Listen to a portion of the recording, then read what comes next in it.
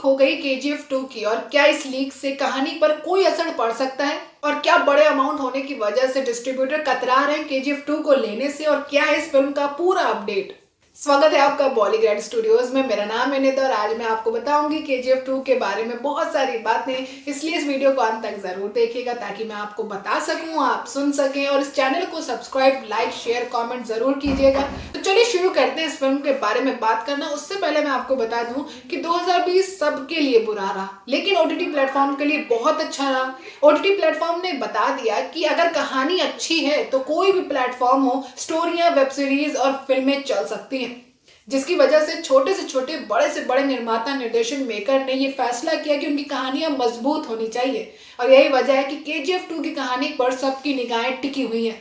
तो क्या कहानी होने वाली है केजीएफ 2 की और क्यों ये इंपॉर्टेंस रखती है दर्शकों के बीच? तो आपको बता दूं कि जहां केजीएफ चैप्टर 2 की कहानी खत्म हुई थी, वहीं से कहानी स्टार्ट होने वाली है केजीएफ चैप्टर 2 की। आपको बता दूं कि केजीएफ 2 के निर्माताओं ने एक वादे के इर्द गिर्द चर्चा फैला दी है कि इस फिल्म में माँ के वादे को निभाया जाएगा। आपने तो देखा ही होगा कि फिल्म के टीजर में दिखाया गया था कि रॉकी अपनी माँ से वादा करता है कि वो गरीबी में नहीं मरेगा, और यही वादे को वो निभाएगा चैप्टर 2 में। और इसी वादे के साथ साथ चैप्टर 2 में आपको रॉकी के कैरेक्टर को, राजनीति को और बहुत सारा गोल्ड माइनिंग के साम्राज्य को दिखाया जाएगा, जिसमें दो भाई लड़ते हुए नजर आएंगे, जिसमें रॉकी भी शामिल हो जाएंगे। यानी कि कहानी माँ से जरूर शुरू होगी, लेकिन अंत में रॉकी अपनी माँ का वादा पूरा कर लेगा। तो क्या ये कहानी बहुत ज्यादा घिसी पिटी नहीं है कि माँ से वादा करता है लड़का और अब अंत में वो वादा पूरा कर लेता है? इस तरह की फिल्में बहुत सारी भरी हुई हैं, चाहे वो हॉलीवुड हो, बॉलीवुड हो, तमिल हो, कन्नड़ हो, हर जगह इस तरह की कहानी देखने को मिलती है। लेकिन कहानियां तो एक सी ही होती हैं, बनाते हैं उसको अलग, उसके कैरेक्टर्स, उसके हालात और बहुत सारे अलग अलग सीक्वेंस, और वही सारे सीक्वेंस आपको इस फिल्म में दिखाई देंगे। यानी कि रॉकी का कैरेक्टर हो या फिर लड़ाई धाड़ हो या फिर आज के वक्त की अलग पॉलिटिक्स हो, ये सारी फिल्म में आपको ये सारी चीजें आपको फिल्म में दिखाई जाएंगी, और यही सारी चीजें उस घिसी पिटी कहानी को एक नया फ्लेवर देंगी। कहानियां तो हमेशा एक ही होती है, जैसे कि एक था राजा एक थी रानी, मर गए, खत्म कहानी। लेकिन वही कहानी अलग अलग तरीकों से परोसी जाती है, और इसी तरीके से वही कहानी आपको इस फिल्म में अलग तरीके से देखने को मिलेगी।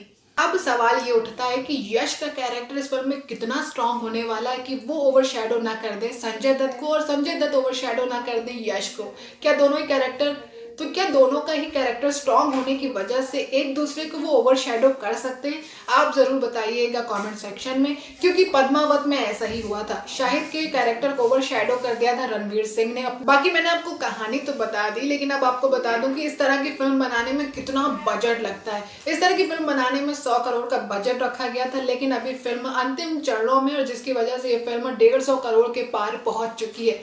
और इस फिल्म का बज़ और हाइप भी लोगों में बहुत ज्यादा है, जिसकी वजह से केजीएफ 2 के जो डिस्ट्रीब्यूटर्स हैं वो इस फिल्म को लेने से कतरा रहे हैं। जो केजीएफ 2 का प्रोडक्शन हाउस है वो बहुत ज्यादा रकम मांग रहा है फिल्म केजीएफ 2 के लिए, जिसकी वजह से डिस्ट्रीब्यूटर्स इस फिल्म को लेने से कतरा रहे हैं। लेटेस्ट रिपोर्ट्स के अनुसार आपको बता दूं कि पहला भाग आंध्र प्रदेश और तेलंगाना में रिलीज हुआ था, किसी भी अन्य डब फिल्म की तरह बिना ज्यादा प्रचार किए हुए।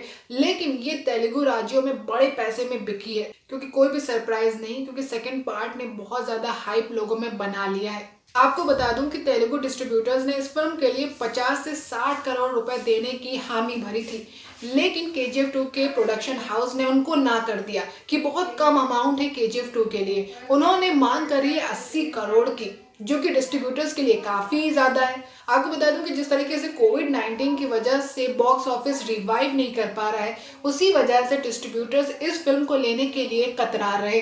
उनको लग रहा है कि इतना ज्यादा अमाउंट इस फिल्म के लिए कि जुआ होने वाला है, लेकिन इस तरह का जुआ लेने को शायद तैयार हैं डिस्ट्रीब्यूटर्स, और यही समझौता अभी डिस्ट्रीब्यूटर्स और फिल्म प्रोडक्शन हाउस में चल रहा है।